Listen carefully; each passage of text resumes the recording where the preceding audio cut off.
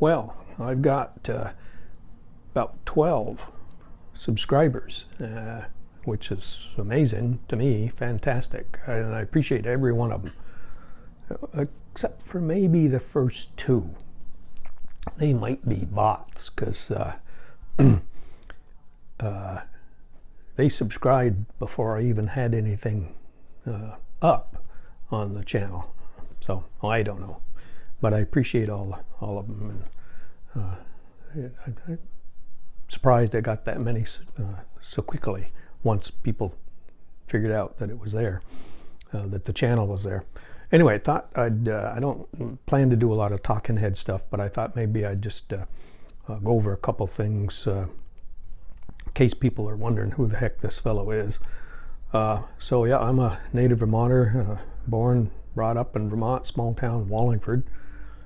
Went to Wallingford High School, and then I went up to University of Vermont, 4 years there.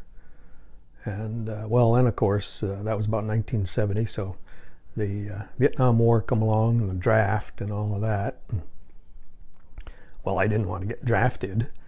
I mean, who wants to get drafted? I didn't want to get drafted, so I could have, of course, we're not that far from Canada. I could have gone up there, but I had a better plan, you know, having gone to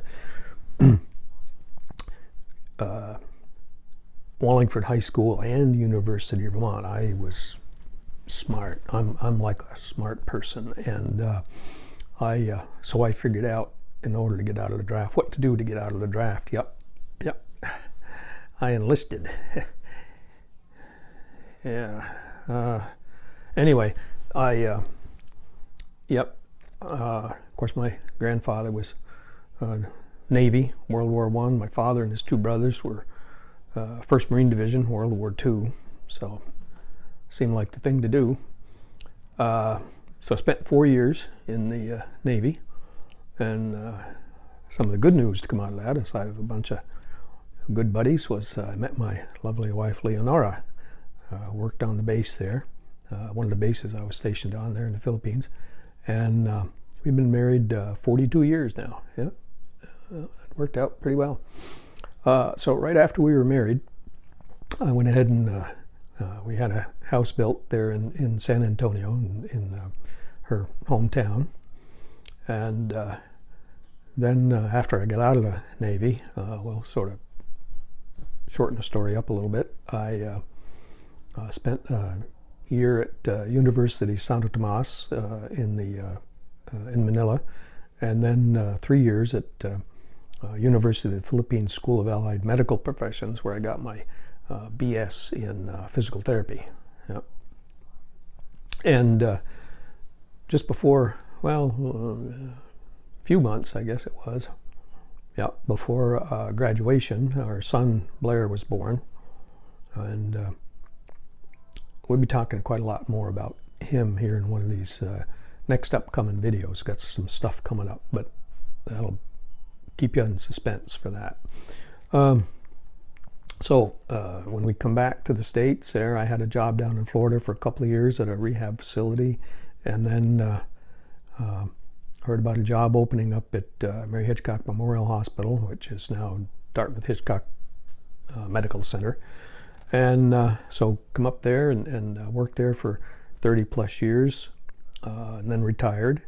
And sort of what we did at that point was we'd go back and forth to the Philippines here in the summer and over there in the winter. While I was here in the summer, worked at Hitchcock for sort of on a per diem basis. The times we were back there in the Philippines, we decided to start buying some farm property.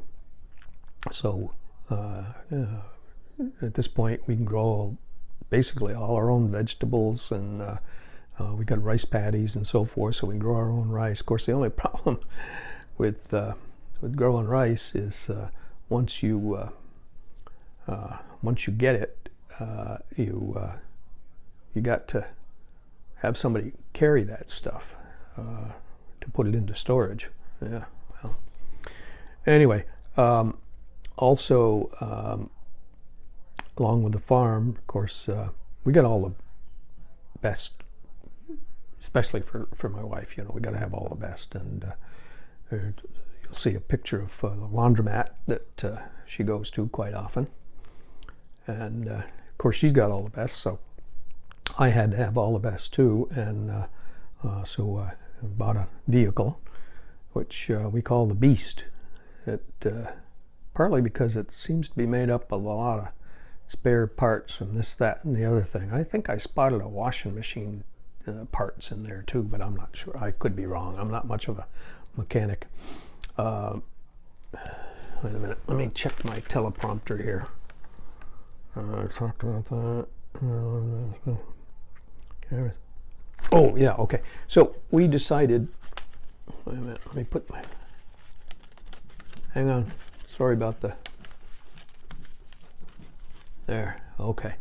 We decided we'd, one of those years we decided we'd like to have some beach property too. So we did eventually acquire some property on the beach. Not a really big piece of land, but it's certainly adequate.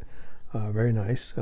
No permanent buildings there yet. Well, actually we do. We have one permanent building, which is a CR, as they call it there, or outhouse. It's made out of cement, and it stands up pretty well to things. We've put up little kubo bamboo places there occasionally, and occasionally the typhoons will take them down.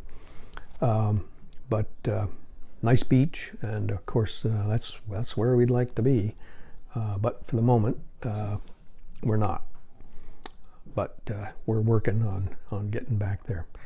So I think we'll call it at that for now. And because as I say, I don't want to do a whole lot of talking head stuff. But we'll see how this one develops.